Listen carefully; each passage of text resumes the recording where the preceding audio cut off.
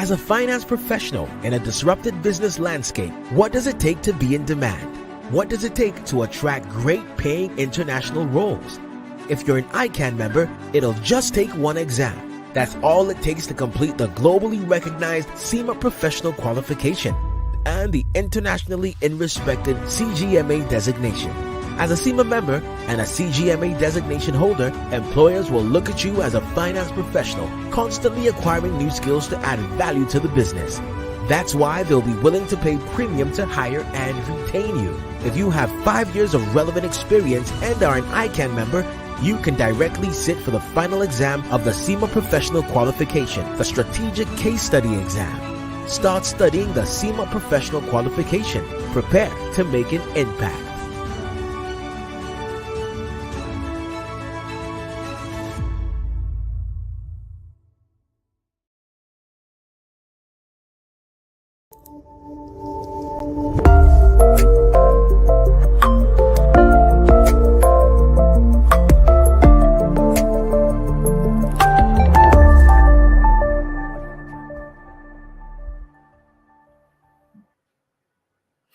Good evening, professional colleagues, students, friends of chartered accountants, ladies and gentlemen.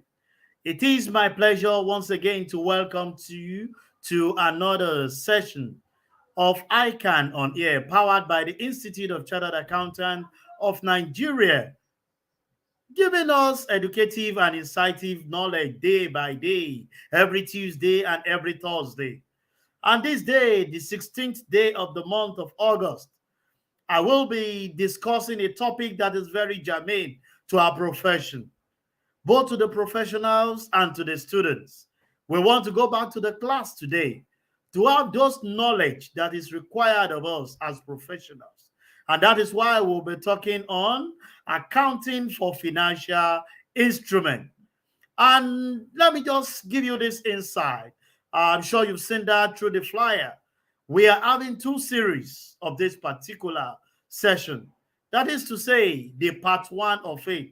And this is the first time we are having it back to back, is to tell you the importance and how key this particular topic is to our profession. And today I will be guesting no other person than a teacher, an erudite scholar, Mr. Babajide Ebironke, FCCA, FCA. And he is an award-winning CFO with 2 decades hands-on experience in finance, strategy, and general management, role in global and market position across the world. A seasoned man. This is founded on the broad expertise in finance, combined with strong strategic and commercial consumer understanding. Highly skilled and motivated professional with extensive experience and skill in budgeting, strategic planning, operation finance, marketing finance, and financial reporting.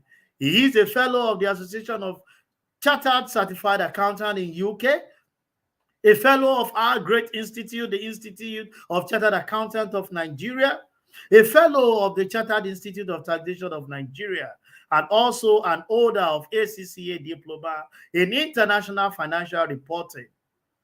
Was the representative of ACCA International in Nigeria, elected as the chair of the ACCA Nigeria Advisory Committee in July 2014 up till November 2020. I was elected Global Council Member of ACCA. This evening, I brought to you a teacher.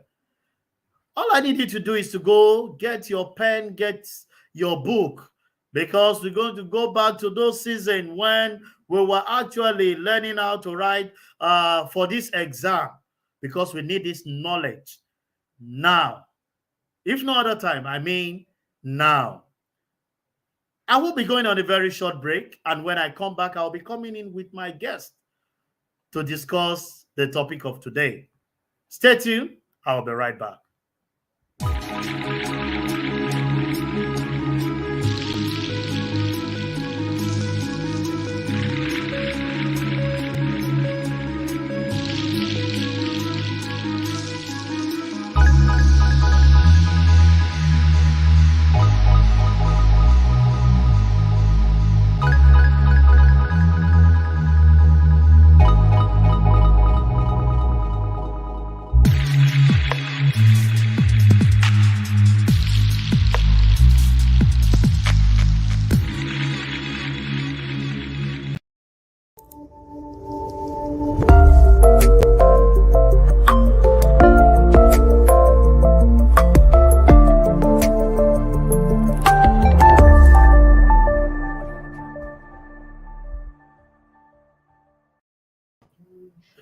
Yeah, my guest for today, Mr. Babajide Ibironke, FCA, my teacher. Good evening and welcome to ICAN on Air.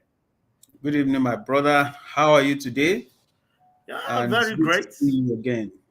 Oh, my pleasure. Nice to have you on board this evening. And without wasting our time, our viewers, globally connected all over the world, are ready to learn again on this our program. That is very educative and insightful.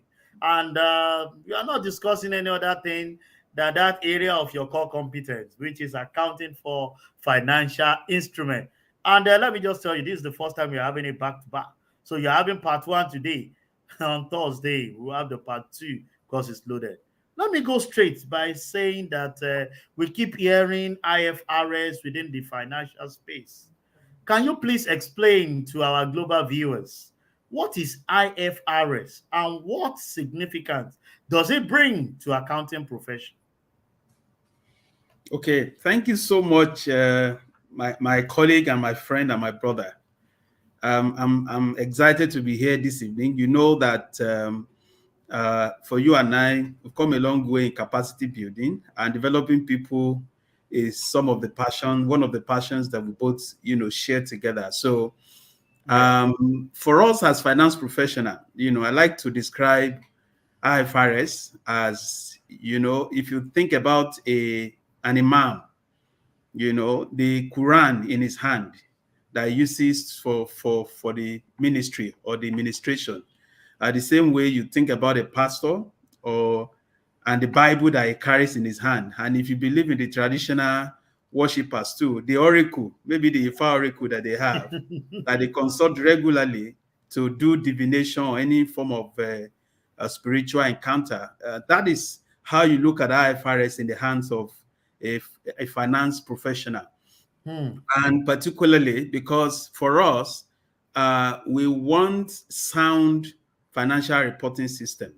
And that Hmm. is important because we act in public interest. As IFAC recognized professional accountancy organization, we are bound to report financial statements in a way that to be clear and would, ensure that we have an efficient capital market around the globe, and for financial reporting to meet the standard that we expect, and for every business around the globe to have a single global reporting language. It is important that we report in the same manner, and international financial reporting standard is the answer to that. Hmm. Very, very, very simple. I told our viewers that a teacher is here to show us the way. Very simple.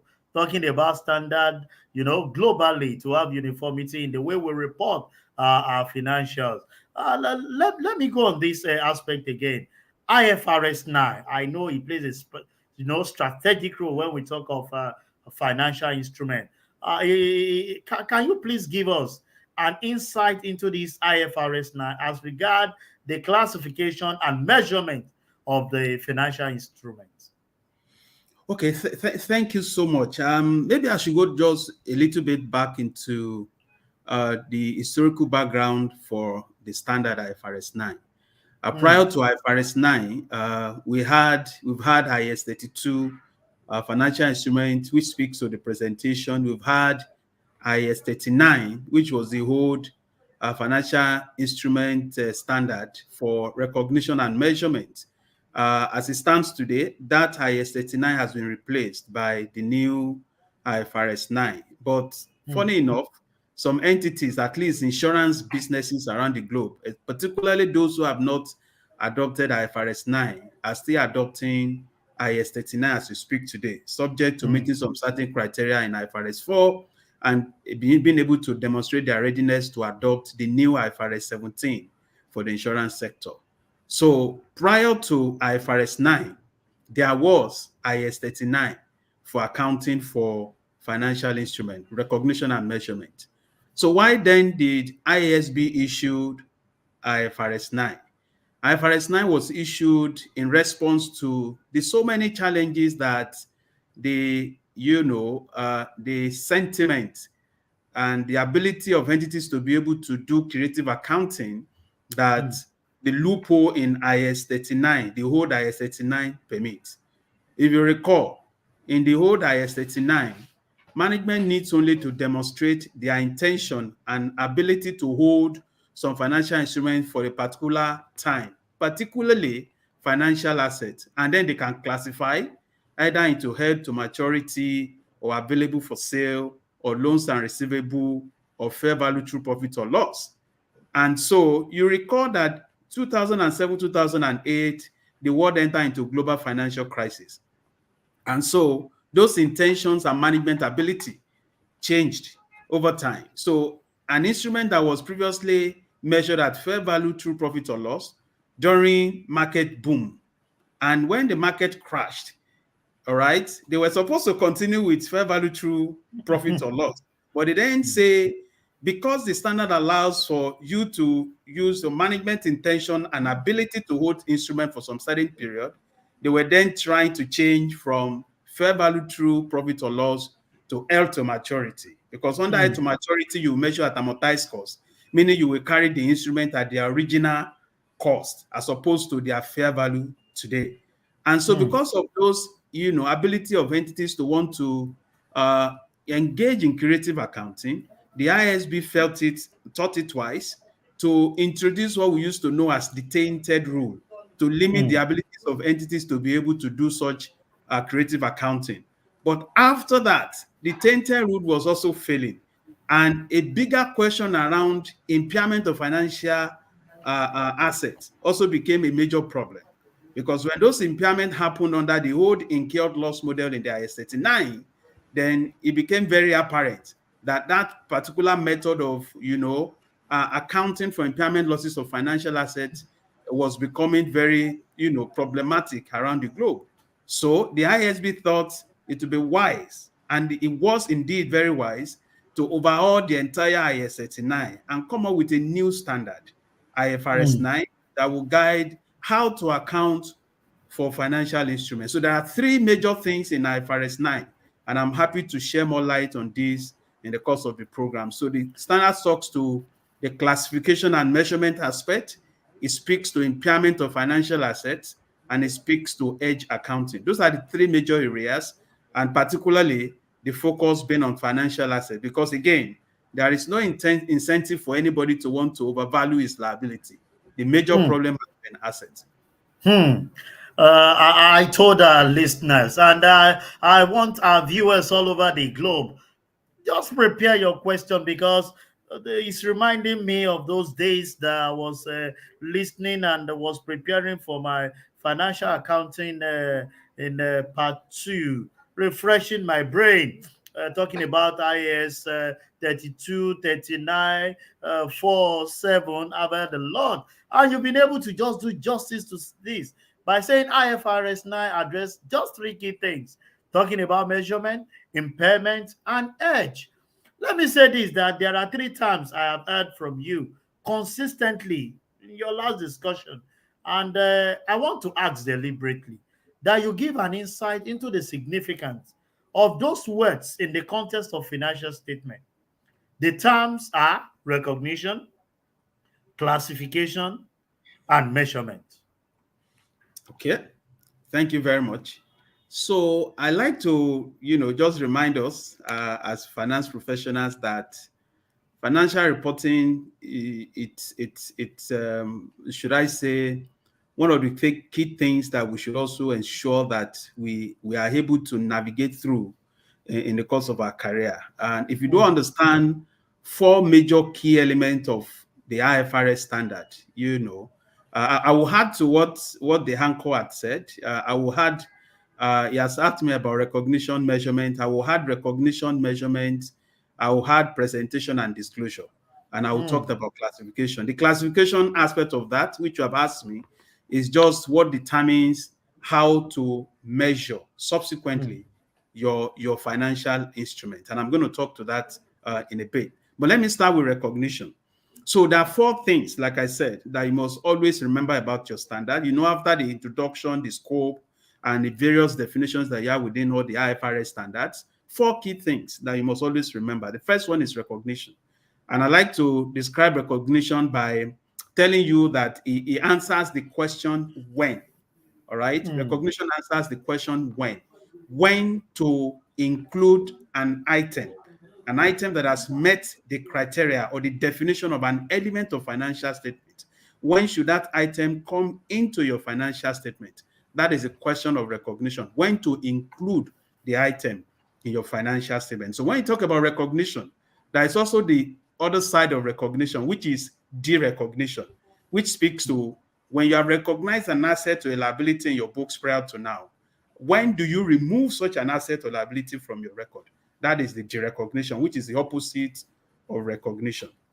That is the first one. The second one is measurement. And you have to handle measurement carefully because there are two things you must remember about measurement. We have initial measurement, then we have the subsequent measurement. But generally, again, just like recognition answers the question when, all right? Measurement answers the question how much, the monetary amount that you will place on the item of asset or liability that you have said you want to measure. So if you say this asset should be recognized, measurement will ask you, so how much should I place on it? What value, what monetary amount should I place on these assets and liabilities? And you will notice that I've been talking about assets and liabilities only because they're subject of accounting measurement. If you check paragraph 4 of IFRS 13, it was clear that assets and liabilities are the primary subject of accounting measurement. So when you talk about measurement, you're talking about asset and liability, all right? And initial measurement is the initial amount, the initial monetary amount at which that item of assets and liability should go into the financial statement of the entity. And your subsequent measurement is how much do you then report them at the end of each reporting period. That is subsequent measurement. And measurement, like I said, you have to be careful with it. It's only assets and liability that are subsequently measured. Equity are not usually subsequently measured. You only measure equity on initial measurement alone. They are not to be subsequently measured. All right. The third issue that I said I was going to talk about is presentation, which speaks to where should the item go to in your financial statement? Should it go to profit or loss? Should it go to OCI? Should it go to statement of financial position? And then the final one is the disclosure, which speaks to the story around the numbers. Everything you have done, and you know, IFRS encourages full disclosure. So 4 things are very, very important. All right. Recognition, which answers the question when. All right. Measurement, which you can divide into initial measurement and subsequent measurement. And remember that I said only asset and liability are both initially and subsequently measured. Equities are only initially measured. They are not to be remeasured subsequently. Thank you. That is very, very simple. You just simplified it, and I'm just looking and watching the way you are just giving us all those talked about the 4 and recognition, measurement, presentation, disclosure, and explaining recognition to be when to include an item. Talking of removing it as a derecognition, measurement. We're talking about how much. You have the initial, the subsequent. Talked about you can only measure asset and liability, but for equity, it's only at the initial stage. And presentation talking about where. And I can tell you for free, you are refreshing the brain of so many of our professionals this evening. And for our students that are here, it seems you are giving them expo. So those of them that will be writing financial reporting are already having it simplified without even attending classes. So we'll proceed. And I want to encourage our viewers globally, bringing your question on this is very key. It's very strategic. It's very important. Even in our day-to-day, financial reporting is the key and lifeline of every business organization. Let me take this, Mr. Bronke. In your explanation earlier, you talked about financial instruments, including that it includes financial assets and financial liability. Can you please take the turn to tell us the benefit or to our members, students that are very much present here? Take us in depth. What is financial assets? What are financial assets? What are financial liability? Take us deep. Let me feel it. Okay. You've asked for it, and I'll give it to you.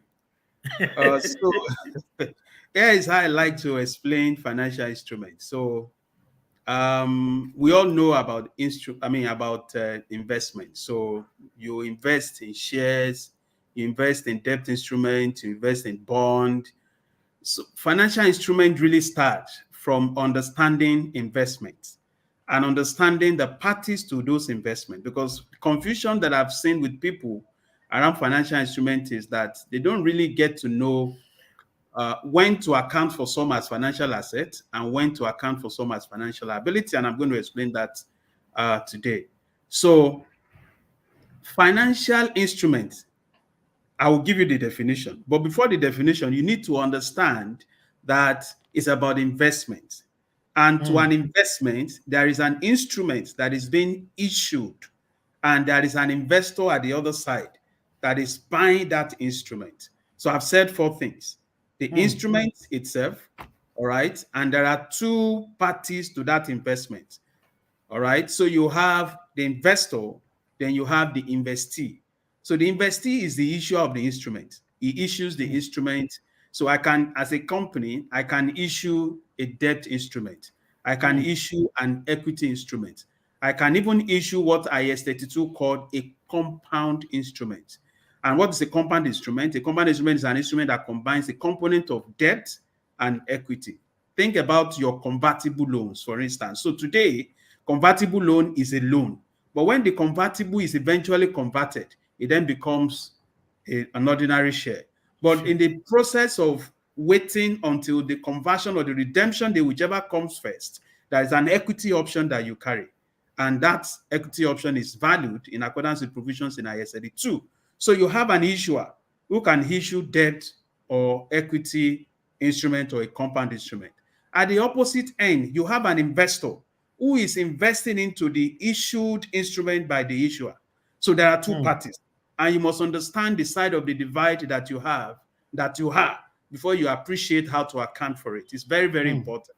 So again, it's about the instrument, it's about the investment you're making or the instrument that you are issuing for the purpose of investment. I hope that is clear. So if that is clear, therefore, IS-32 defines financial instrument as a contract, any contract between entity one and entity two, wherein entity one, that same contract is reported in the book of entity one as a financial asset.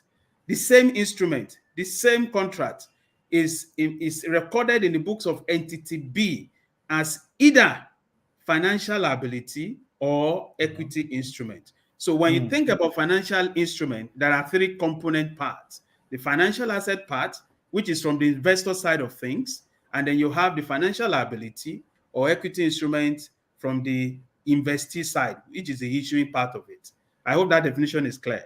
So if that is clear, then I'll go into financial assets. According to IS-32, financial asset is any asset that is cash. So the raw cash that you have in your hand is a financial asset, right? Any contractual right to receive cash is a financial asset. That is why, items like account receivable, trade receivables, they are also financial instruments because it's a contractual right to receive cash. Like your contract asset too is an asset. So in a finance lease arrangement, when you are also the lessor, all right, and you have some lease receivable, it turns to become a financial asset. There's some financial commitment also that can become financial assets in the process. So those are the financial asset side. Any asset that is cash or contractual right to receive cash or contractual right to exchange financial instruments under conditions that are potentially favorable, or you have equity instrument of another entity. So if I put my money in an equity instrument issued by another entity, that is a financial instrument. That is a financial asset. So that is financial asset side. Then on the financial liability side, okay, you have any contractual obligation. Remember, right is asset, obligation is a liability.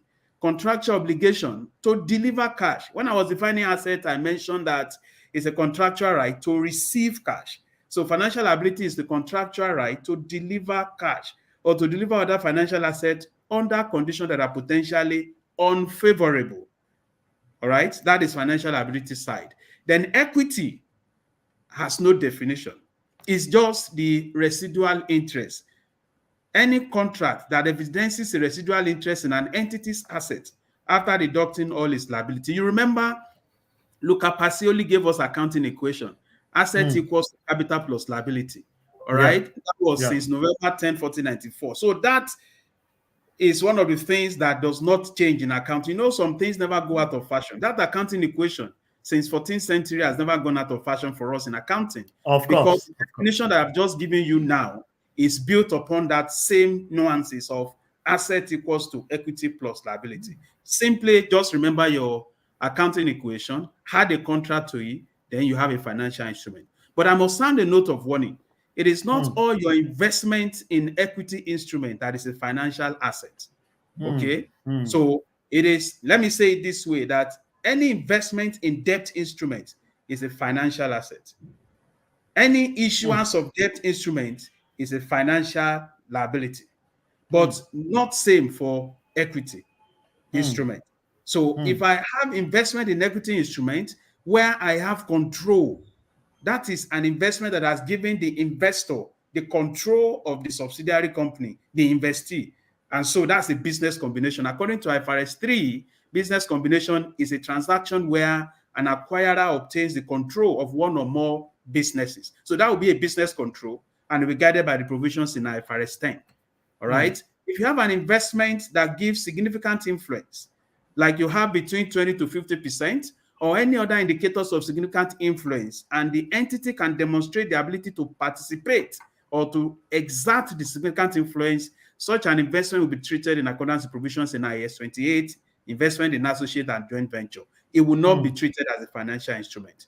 Same thing for when you have a joint arrangement like you have a joint venture, a jointly controlled operations, all of that will be under IFRS 11 in joint arrangement. So those are the things you need to remember about when you invest in equity instrument. Only investment in equity instrument that does not give joint control, that does not give significant influence, nor gives control is what to report as financial assets in your book. Meanwhile, the other party will report it as equity instrument. Equity. Record. Sincerely speaking, you've taken us back to class. And I can see our viewers just passing their comments. Because I don't know how you want to set question for the examiner when the examiner is already doing justice to it. But all the same, I want you to send in your question. I know there are gray areas where you are having challenges when it comes to these financial instruments. And I can tell you for free, Mr. Ibironke is ready to simplify it for you. By the time you get to office tomorrow and you start, putting those things as you have learned it on ICAN on here, they will definitely know that you've gained one knowledge here and there. Patricia Dada is asking this question. What is minority interest? Okay, so Patricia, first and foremost, we don't have minorities interest anymore. I don't know when you qualified for ICAN. It must have been a long time. All right, but we now call it non-controlling interest according to IFRS 3. But let me explain it to you. So again, like I've mentioned to you, in the group account, and this is, by the way, out of scope for IFRS 9. This is covered in group accounting, IFRS 3, IAS 24, 27, IFRS 10, 11, 12, disclosure of interest in other entity stuff. So non-controlling interest will arise when your control in an investment in a group situation is less than 100%. Anytime a parent company has less than 100% control, then the subsidiary is not a wholly owned subsidiary. There must be non-controlling interest. So according to IFRS 10, that is the portion of the equity of the subsidiary that is not attributable either directly or indirectly to a parent company. But that is, like I said, is under the purview of a group accounting. Thank you. Just yesterday, if not for this, I'm sure most people may not recognize there is nothing like a minority interest. Like you said, those that are qualified when they were still writing fail one, you fail all. Not the one that we have to credit this day. And just yesterday at the program, We have one of our very respectable past president talking about the knowledge he taps always from this program. And you have just done justice to that, at least by enlightening Patricia. There is nothing like minority interest again, but significance of influence. Paint. Okay, I'm sure this is a. But let me take the question. He is saying a major challenge in practice is how to amortize financial assets and financial liability. Can you throw light on this? Okay, so maybe I should modify your question slightly. Maybe you want to ask me about amortized cost. I will first explain amortized cost to you, and I will explain to you when you use amortized cost. So amortized cost is a method of accounting where you use what we call effective interest rate method. Now, if you think about your financial management class, you were taught IRR, internal rate of returns. Yeah, and yeah. I remember in those days, you'll be asked to calculate an NPV of 0. That's what you're looking for in IRR. So you want to do an IRR by calculating NPV first. It gives you a positive. It gives you another one that gives you negative. Then you do interpolation. That's what we used to do in those days. But Oh my with God. a simple Excel spreadsheet, you can use the what if, on Excel. We have a what if sensitivity analysis on Excel. You can go, they call it go seek. You can go seek for the effective interest rate. We have an Excel template that I'm happy to share with you on how to calculate effective interest rate. So once you get that effective interest rate is the rate that we use to discount or to account for the financial asset of financial liability, and compare that rate, amortized cost. Compare that rate that you have charged to your P&L as finance cost to the actual contractual interest that you pay, and you amortize the balance between the two. Let me put it this way. It is different between accrual accounting and accounting on cash basis. So, if you have 10 million bond, for instance, and it's a 10% bond, it supposes that you pay 10% per annum as interest or the coupon on the bond. So meanwhile, the cash that you are paying on the bond is 1 million per annum. You are not going to do accounting for that 1 million as finance cost in your P&L. You are going to calculate a rate that effectively discounts all the cash flows from the date you issue the bond to the end of the term of the bond to a present value of 0. Something similar to your IRR. So we call that rate effective interest rate. So any accounting method that you use that has taken that effective interest rate method into consideration is the amortized cost method. So the question is, when do you use amortized cost? And you would take me back to the question that was asked earlier around classification and measurement. So financial instrument conversation is about what you plan to do day one. And what you plan to do day one must be based on the principle of classification within the standard. According to IFRS 9, for instance, when an entity invests in a financial instrument, or you issue any financial instrument, okay, depending on the side of the divide you belong, you need to then begin to look at who you are. Remember what I said about whether you are the investor or you are the investee. When you are the investor, it means that you have invested in an instrument like a debt instrument. If you invest in any instrument under IFRS 9, the first thing you do is to determine the business model for managing that financial asset. So there are 3 options, these 3 categories within IFRS 9. If your business model for managing the financial asset is such that you want to hold the asset to sell it at a later stage or for trading purposes, then your subsequent measurement for that particular financial asset would be at fair value through profit or loss. You have another option. You can say your business model is to hold the financial asset to collect contractual cash flow. If that is your business model, then you will need to perform another test. We call that other test the contractual cash flow characteristics test. All right, I will talk about that later. But if your business model for managing that financial asset is for both to sell and to hold to earn contractual cash flow, then your subsequent measurement will be at fair value through OCI. So now what you need to remember is that all financial instruments, all of them, no exception, their initial measurement must always be at fair value. Remember what I said about measurement. Anytime you hear measurement, you must specify whether you're talking about the initial measurement Initial, or subsequent measurement. subsequent, yeah. For all financial instruments, the initial measurement is at fair value, including derivatives. Initial measurement must be at fair value. But in some cases, you may have to capitalize or expense transaction costs, depending on the type of instrument you have and depending on how you have intended to subsequently, measure the financial asset based on the business model. So those are the, all of the points or factors that goes into that determination of how to treat transaction costs in financial statement. But in some clear instances, particularly when you are the issuer, paragraph 38 of IS 32 has given clarity on how the issuer should treat transaction costs, particularly when it relates to like convertible instrument, which is that it must be apportioned on a pro rata basis between the equity portion and the debt portion of the instrument. So that is all of that, but all of that goes into the element that will be subsequently remeasured. Like I said, the equity measure will never be remeasured. Only the debt portion will be remeasured, and the remeasurement will be at amortized cost. Amortized cost is a method of accounting using the effective interest rate method. And like I said, the effective interest rate is a rate that effectively discounts all the cash flow on the transaction to a present value of 0. I hope that helps. Sincerely speaking, I was just, looking and looking, learning deeply today on, you took the amortization cost deep, and I'm sure that our viewers have gained a lot from this.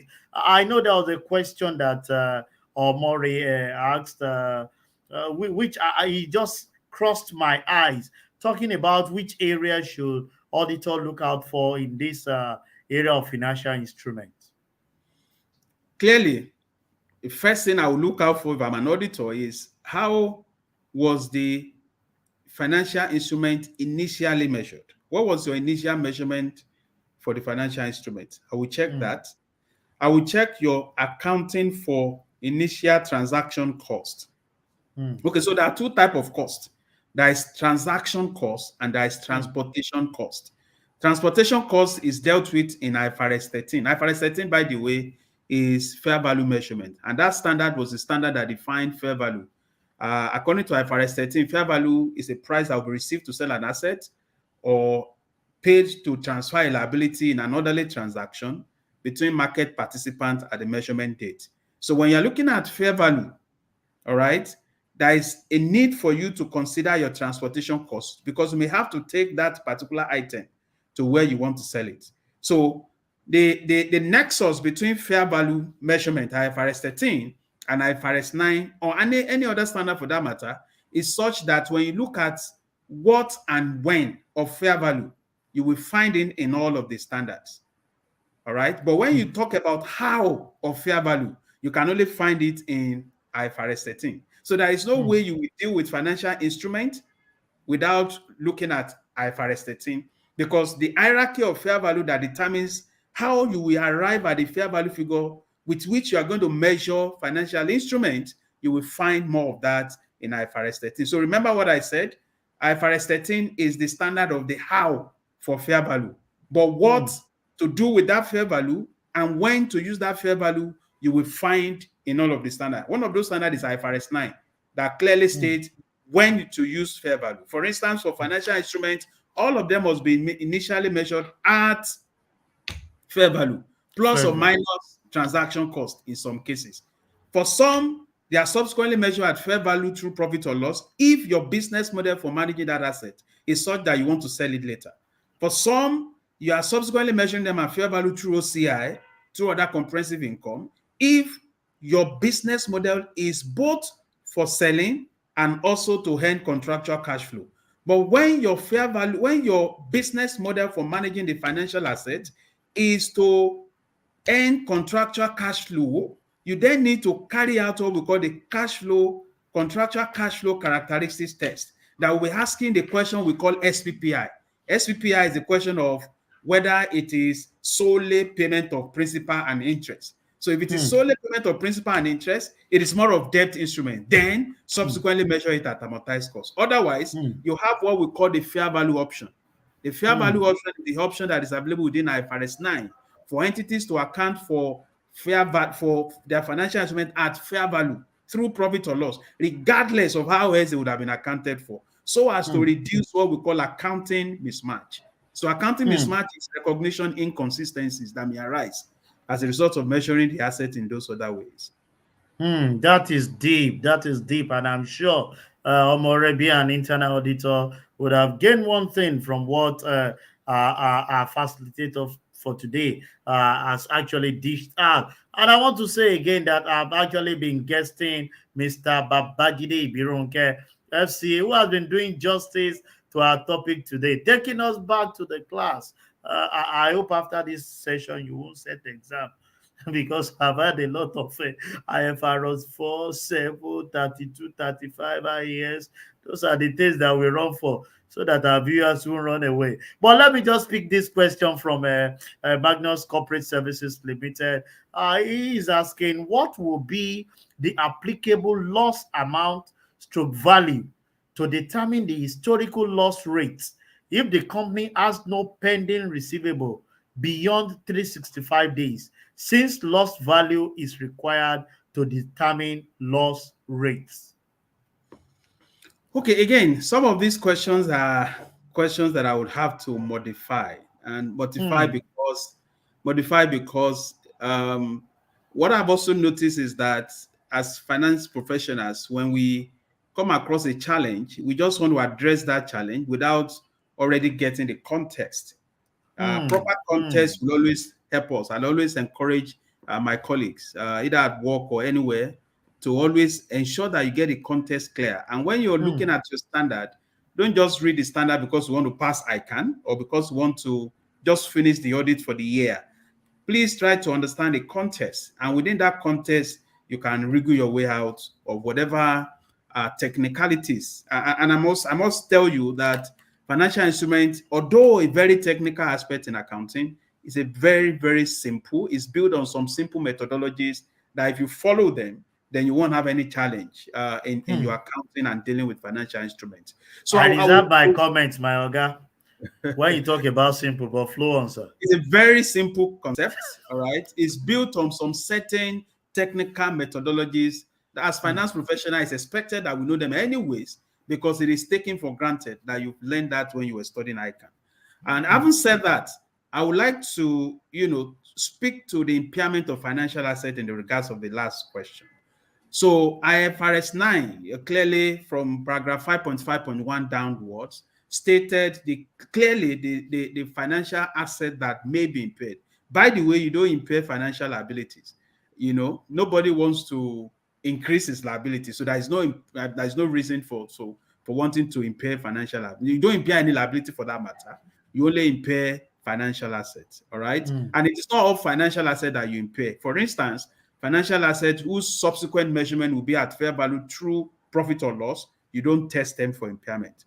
By the way, all of other financial instruments are to be tested for impairment at least annually or at the end of each reporting period, whichever comes first. So now, to get the figure you will use for impairment, ladies and gentlemen, you know to remember that you need to build a model. I shared a view, when I was starting out earlier on, about how during the global financial crisis, the world met in Seoul, the G7 finance ministers met, and big economies were looking at what were the immediate and remote causes of the financial crisis. And one of the reasons that we saw was impairment of financial assets. Like I said, the world used to under the whole IS 39, used to carry out impairment of financial assets like impairment of non-financial assets. So you literally wait until the impairment indicator is triggered, just like you had in IS 36 for non-financial asset impairment, before you begin to charge impairment for financial instrument as well.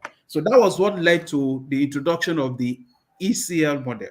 The ECL is an acronym for expected credit loss model.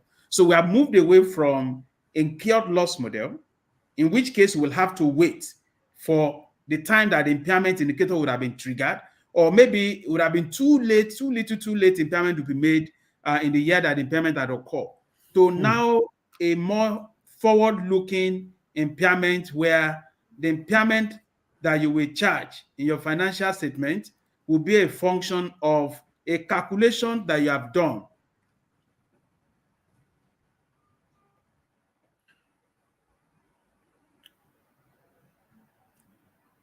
Proceed. We are together. Okay. While there seems to be a very slight technical issue, let me quickly call for a break so that I can allow my lecturer, my teacher, the educator to have some break. Let me quickly go on a very short break, like I mentioned to you. Is another opportunity for us to learn. And when we come back, we are going to continue in that aspect that Mr. Ibironke is sharing with us. Let's quickly go on break. I'll be right back to continue with the discussion. As a finance professional in a disrupted business landscape, what does it take to be in demand? What does it take to attract great paying international roles? If you're an ICAN member, it'll just take one exam. That's all it takes to complete the globally recognized CIMA professional qualification and the internationally respected CGMA designation. As a CIMA member and a CGMA designation holder, employers will look at you as a finance professional, constantly acquiring new skills to add value to the business.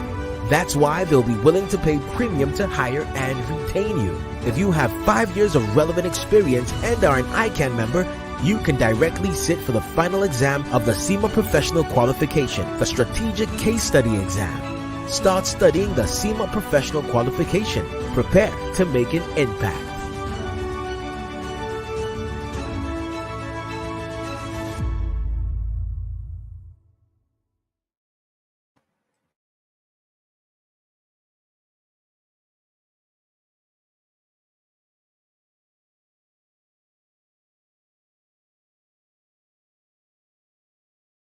You're welcome back. And for today, I've actually been guesting Mr. Babajide Ibironke, where we have been discussing accounting for financial instrument. And he has given us a very deep insight into the topic of today. And like I mentioned to you at the beginning, this is the first time we are having this back to back because we feel our people need to have deeper knowledge, deeper understanding of what they need to do because financial reporting is very key. He has mentioned a lot of IAS, IFRS, while we are discussing today, how they are interrelated. And those things that we need to guide, those things that we need to know, those things that we need to have understanding because everyone relies solely on that financial reporting that we are going to give to a welcome back, Mr. Ibikunle. Kindly unmute. You're welcome back. Thank you so much. So we continue on the aspect of the impairment. That's what you're actually discussing with us. Yes. Apologies. I had a short break in my internet source. I had to change to another one. So I was talking about the impairment losses, right? So we have the general model, and then we have the simplified model. And the simplified model is what you generally use for your trade receivables, contract asset or receivable, and the likes. And that is what the question was speaking to. And you also have the general model where you will actually build a proper model, and what you're doing is from the origination or the date of purchase of the instrument, you want to calculate an expected credit loss, a representative of the amount that in your view, based on supportable information that you have, that is, time that's taken into account time value of money, you are trying to determine how much of the your financial assets you will not be able to recover from day one. So just use an example of a bank that give out loan. Let's say Bank A give loans to Mr. Olusegun Okunade. He gave loan of 10 million to Mr. Olusegun, and he gave the loan in 2018. The obligor is paying principal and interest 2018, no problem. 2019, no problem. Okay? But 2020, COVID happened. And the obligor comes back to bank to say, Mr. Bank, I'm not able to pay this loan. The loan becomes impaired. Under IAS 39, the impairment loss alone will be charged to 2020, the year of COVID. So 2019, 2018 would have gone without any form of impairment charge to your books. So that is what the expected credit loss model aims to correct. And the correction he has brought is that there will be a calculation. You run a model from day one. So when you gave that loan in 2018, as you are giving out the loan, you are booking an expected credit loss at the same time. All right?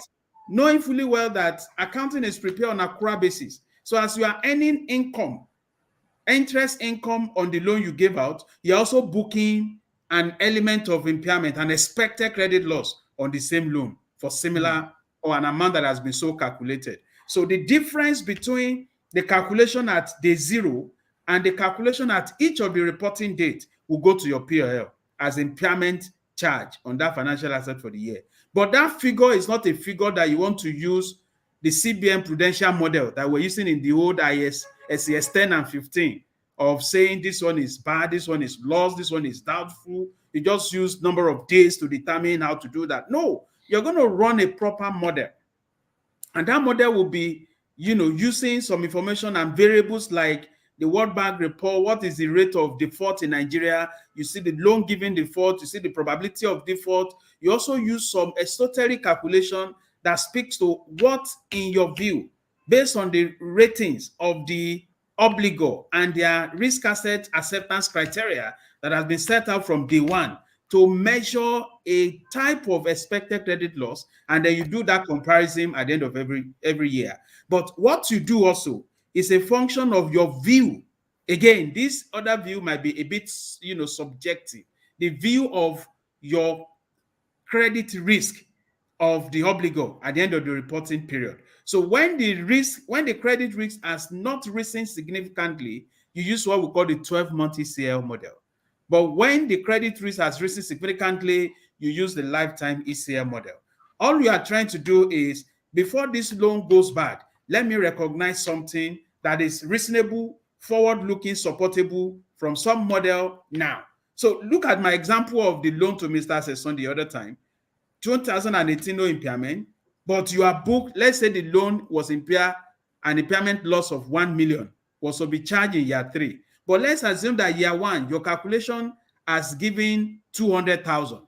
Year 2, your calculation gave maybe 500,000. Cumulatively, you already have 700,000. So year 3, you only book the delta between the actual impairment and the previous impairment that you have booked, so that year 3 will not suffer the impairment of year 1, year 2, year 3, and your financial statement will prepare in the semblance of accrual accounting as opposed to cash accounting. That is the mindset shift, the methodology and philosophical shift between the incurred loss model and the expected credit loss model, which we now use under IFRS 9.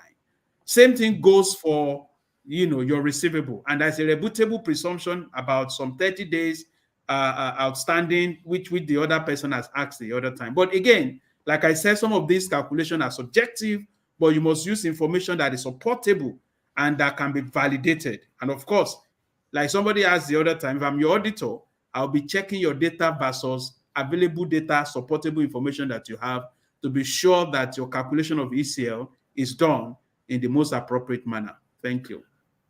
Very, very insightful. But one thing is very sure. I said it at the beginning.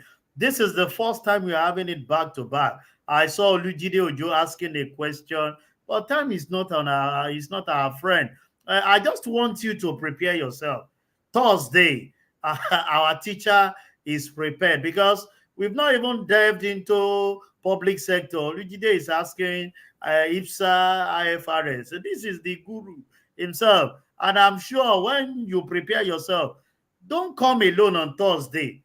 Invite people to come and learn at the feet of those that understand the basis of IPSA and IFRS. I sincerely want to appreciate you today. There's no parting shot for you because you are not ending. This one is to be continued. That's the first time I'm having it. Ordinarily, I should be asking for your parting shot.